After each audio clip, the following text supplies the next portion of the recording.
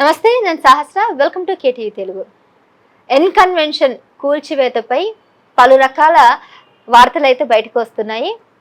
దీని గురించి నాగార్జున కూడా స్పందించారు. పట్టభూమిని ఎలా తొలగిస్తారు, ఎలా ఆ కట్టడాలని కూల్చివేస్తారు, దీనికి నేనైతే ఖండిస్తున్నాను, కోర్టుకి న్యాయం కోసం వెళ్తున్నానని ఒకవైపు ఆయన అంటున్నారు.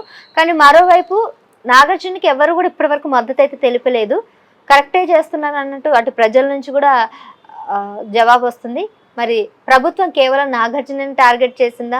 మరి కాంగ్రెస్ ప్రభుత్వంలో చాలా మంది ఉన్నారు, వాళ్ళ పరిస్థితి ఏ విధంగా ఉంటుంది? మరి వాళ్ళని కూడా టార్గెట్ చేస్తుందా హైడ్రా? ఈ అంశాలన్నీ కూడా ఈరోజు మనతో పాటు ఉన్నారు ప్రముఖ రాజకీయ విశ్లేషకులు, నిర్మాత, దర్శకులు చిట్టిబాబు గారు. ఆయన అడిగి తెలుసుకుందాం. నమస్తే సార్. సార్, యాజ్ ఎ ప్రొడ్యూసర్గా సినీ ఇండస్ట్రీలో నాగార్జున గారికి జరిగినటువంటి ఈ సంఘటన మీకు ఎలా అనిపిస్తుంది?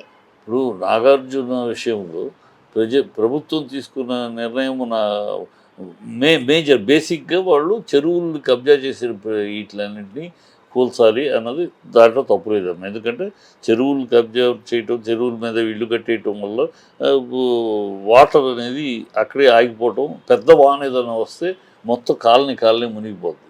అది అది ఖచ్చితంగా చేయాల్సిందే.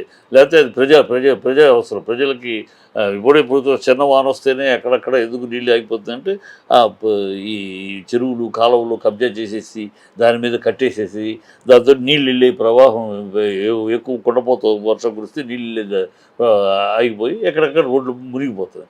సో ఇది తప్పు జరుగుతుంది. ఇది ఎప్పటి నుంచి జరుగుతుంది? కాంగ్రెస్ హయాంలో జరుగుతుంది. 600 చెరువులు కబ్జా చేయబడ్డాయి కాంగ్రెస్ హయాంలో. ఈవెన్ ఎన్ కన్వెన్షన్ ఎప్పుడు పర్మిషన్ ఇచ్చారు? 2010 కాంగ్రెస్ ప్రభుత్వంలో ఇచ్చారు. ఈ పర్మిషన్లు ఇచ్చిన ఎదవలను ముందు అరెస్ట్ చేయాలి. పర్మిషన్లు ఎలా ఇచ్చారు? అరెస్ట్ చేయాలి. ఇప్పుడు ఇది కోర్టులో ఉంది.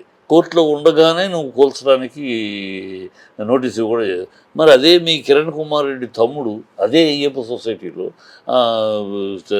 రాజశేఖర రెడ్డి గారి స్టాచ్యూకి ఇటుపక్కల లెఫ్ట్ సైడ్ అంతా కూడా ఒక ట్రస్ట్ భూములు, ఆ ట్రస్ట్ భూముల్ని ఆక్యుపై చేసి ఆ 100 ఫీట్ రోడ్డు పడుతున్న సందర్భంలో కిరణ్ కుమార్ రెడ్డి ఆధ్వర్యంలో ఆయన సీఎంగా ఉన్నప్పుడు 100 ఫీట్ రోడ్డు పడుతున్న సమయంలో మొత్తం లెఫ్ట్ రోడ్డు సైడు ఈ లెఫ్ట్ సైడ్ అంతా ఆక్యుపై చేసి ఒక 27-26 బిల్డింగులు కట్టేశారు అయ్యప్ప సొసైటీ. ఎక్కడ మొత్తం అది ఎవరిది? ట్రస్ట్ భూములు.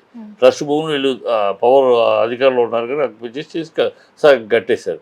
కడతా ఉంటే బీఆర్ఎస్ వచ్చిన తర్వాత టీఆర్ఎస్ ప్రభుత్వం వచ్చినాక వాటిలన్నీ అనాథరైతులు కూర్చేయాలి అని చెప్పి యాక్షన్ తీసుకుని కూల్చడం మొదలెడితే కోర్టుకు వెళ్ళారు. కోర్టుకు వెళ్తే కోర్టులో ఇప్పటికీ అది పెండింగ్లో. అది కోర్టులో పెండింగ్లో ఉందని కిరణ్ కుమార్ రెడ్డి తమ్ముడు ఈ కూల్చలేదే, మరి ఇది ఎట్లా కూలుస్తారు? అంటే ఇక్కడ నిజాయితీ లేదు. హైడ్రా అని పెట్టుకుని హైడ్రామా కక్ష సాధించలేదు. ఇప్పుడు ఓవైసీ కాలేజీ చెరువు మీద కట్టారు.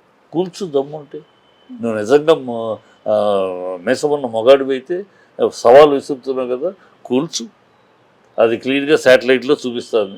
శాటిలైట్ దీంట్లో మొత్తం అతను కట్టిన కాలేజీ మొత్తం చెరువును మూసేసి కట్టారు. కానీ మీ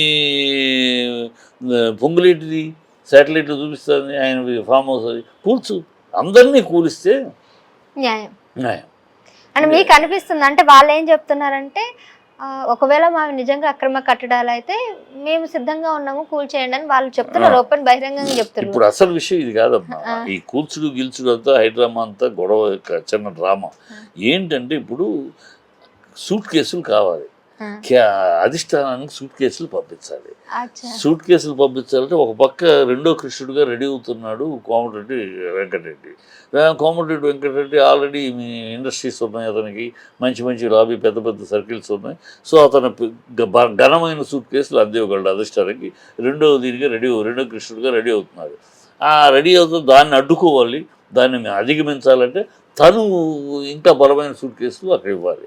బలమైన సూట్ కేసులు కావాలంటే మార్గాలు ఏంటి? ఇప్పుడు ఇది ఒక నాగార్జున కొట్టగానే, నాగార్జున బిల్డింగ్ కోసగానే మొత్తం బిల్డర్సు, రియల్ ఎస్టేట్ వాళ్ళందరూ అమ్మో మనకి మంది గొడవ లేపేస్తారని ఒక భయం వస్తారు, మీటింగ్ కూర్చుంటారు, సూట్ కేసులు ఇస్తారు. సూట్ కేసు ఇచ్చినాక ఇదే రేవంత్ రెడ్డి గారు అక్కడ అనేక మంది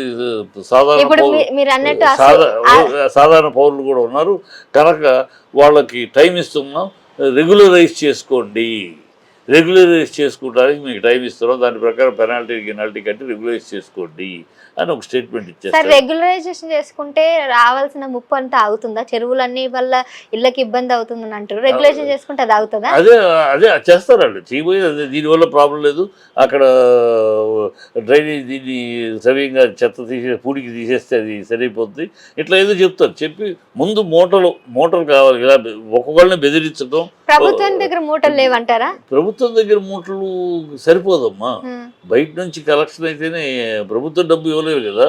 సో బయట నుంచి ఇలా బ్లాక్ ఇప్పుడు వీళ్ళ తంబాకు వాళ్ళని వేశారు, మళ్ళీ ఇప్పుడు అన్ని చోట్ల అమ్ముతున్నారు. 2 రోజులు అంతే, వాళ్ళు వెళ్ళారు, ఏదో 100 కోట్లు ఇచ్చారు, అయిపోయింది. 1000 కోట్ల వ్యాపారంలో 100 కోట్లు ఏముంది, 100 కోట్లు ఇచ్చారు. ఇప్పుడు ఎక్కడ చూసినా ఏముంది చూసినా అమ్ముతున్నారు. ఆ 2 రోజులు మాత్రం డామ్ డూమ్ డకార్ అన్నాడు, ఈయన ఒక స్టేట్మెంట్ ఇచ్చేసి డామ్ డూమ్ సీఎంఏ రేవంత్ ఒక స్టేట్మెంట్ ఇచ్చాడు. తంబాకు విషయంలో అమ్మనేమో సార్ సీరియస్ యాక్షన్ తీసుకుంటా అది ఇది ఒక స్టేట్మెంట్ ఇచ్చాడు. దాంతో కంగారు పడ్డారు, వాళ్ళందరూ వెళ్ళారు, కూర్చున్నారు, అయితే మీటింగ్ అయిపోయింది. మళ్ళీ ఇప్పుడు ఎక్కడ చూసినా అమ్ముతున్నారు, ఆ స్టేట్మెంట్ లేవు. ఇవన్నీ ఇవ్వటం, బ్లాక్మెయిల్ చేయటం, వాళ్ళ దగ్గర నుంచి డబ్బులు తీసుకుంటూ ఆ డబ్బులు కేంద్రానికి పంపించాలి, అప్పుడే ఇతని స్థానం సెటిల్ అవుతుంది. లేకపోతే ఎప్పుడైనా దిగిపోయే పరిస్థితిలో ఉంది. మెడ మీద కత్తి ఏలాడుతుంది రేవంత్ రెడ్డికి, కోమటిరెడ్డి రూపంలో ఉంది. అందుకనే కోమటిరెడ్డి ఈ కంప్లైంట్ కూడా కోమటిరెడ్డి ఇచ్చాడు, రేవంత్ కాదు, కోమటిరెడ్డి కొలసమని ఇచ్చాడు. అది రూపంలో, డబ్బుల రూపంలో. అంటే ఆ గతంలో అసెంబ్లీలో సీఎం హెచ్చరించారు కదా, అక్కడ అన్ని కూడా నాలాల దగ్గర అంతా కూడా ఇలా కన్వెన్షన్లు కట్టి చేశారని మాట్లాడాడు. సో ఈ వీళ్ళిద్దరి మధ్య మనస్పర్ధలు వచ్చే కావాలని నాగార్జున కన్వెన్షన్ కూల్చడానికి పగబట్టి రివెంజ్ తీసుకోవడానికి చేశారని వార్తలు వస్తున్నాయి. పగబట్టి రివెంజ్ కన్నా కూడా స్ట్రాటజిక్ రివెంజ్, స్ట్రాటజిక్గా కూల్చాడు. ఎవరిని కూలిస్తే ఫస్ట్ కేటీఆర్ది కూల్చాలనుకున్నాను రాజకీయంగా. కేటీఆర్ది నాది కాదు, ఇది నా ఫ్రెండ్ది లీజుకు తీసుకున్నానని చూపించాడు. ఇది నా పేరు మీద లేదు, ఎవరు నా ఫ్రెండ్ది, అదేమన్నా అన్యాక ఇలా కట్టుంటే మీరు కూల్చండి, నా ఫ్రెండ్కి కూడా నేను చెప్తాను, నువ్వు తప్పుగా కట్టావు, కూలుస్తున్నా అని చెప్తాను, నాకే అభ్యంతరం లేదు, చెయ్యండి అన్నాడు. సో దాంతో కేటీఆర్ కాదు కదా, ఇప్పుడు దాన్ని చేసే ప్రయోజనం వదిలేశారు. ఇప్పుడు ఈ నాగార్జున చేస్తే పబ్లిసిటీ, నాగార్జున ఒక స్టార్ కనుక, అదే ఇంకోళ్ళు చేశారు అంత రాదు, నాగార్జున చేసినట్టు పబ్లిసిటీ. రేవంత్ రెడ్డి సించేస్తున్నాడు, పొడి చేస్తున్నాడు, ఏదో చేసేస్తున్నాడు అని ప్రజలు అనుకోవాలి. ఆ భ్రమ కల్పించి దీంతో దందా చేస్తారు. స్ట్రాటజిక్ అటాక్, డబ్బుల కోసం, సంచుల కోసం, అది అధిష్టానికి పంపించాలి.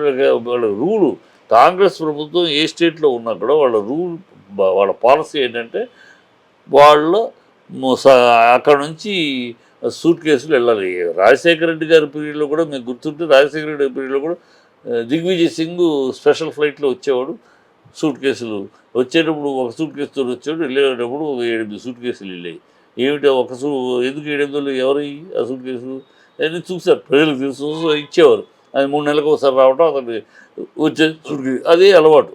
కాంగ్రెస్ యొక్క నైజం అది, కాంగ్రెస్ పాలసీ, అది అందరికీ తెలుసు.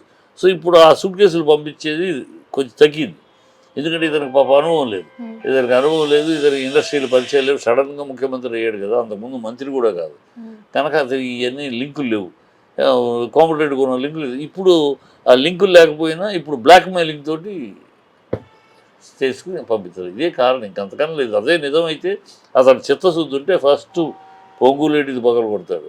ఇదే అయ్యప్ప సొసైటీ దగ్గర ఉన్న కిరణ్ కుమార్ రెడ్డి తమ్ముడు ఈ పగలు సంతోష్ రెడ్డి పగలు కొడతారు. అవన్నీ చేయలేదే, కేవలం ఇది చేసి పబ్లిసిటీ. రైట్. సో హైడ్రా అంతా కూడా హైడ్రామా పైసల కోసం వేసే ప్లాన్, పైసల ప్లాన్. సో హైడ్రా అంతా కూడా హైడ్రామానే తప్ప అందులో వాస్తవాలు నిజంగా ఉన్నాయా అని అంటే దానికి సమాధానం లేదు. ఎందుకంటే కావాలనే ఇక్కడ ఒక పబ్లిసిటీ చూపించుకొని పైసలు దండుకోవడానికే ఈ హైడ్రా అనేది తీసుకొచ్చింది కాంగ్రెస్ ప్రభుత్వం అని చిట్టిబాబు గారు చెప్తున్నారు. మరి చూద్దాం, కాంగ్రెస్ ప్రభుత్వంలో కొంతమంది నెక్స్ట్ టార్గెట్ అంటున్నారు. మల్లారెడ్డి, పట్నం మహేందర్, ఖైరతాబాద్ దానం నాగేందర్, ఇంకా చాలామంది ఉన్నారు, పొంగులేటి శ్రీనివాస్ రెడ్డి, వీళ్ళందరికీ ఉన్నాయి. మరి వీళ్ళందరూ కనుక కూలిస్తే ఆలోచించాలి, లేదు అంటే కేవలం ఇలాంటి వాటికి అక్కడక్కడ హైడ్రామా క్రియేట్ చేసినట్లయితే సార్ చెప్పినట్టు నిజంగానే సూట్ కేసుల కోసం ఇదంతా చేస్తున్నారని కూడా మనకు అర్థమవుతుంది. Thank you sir.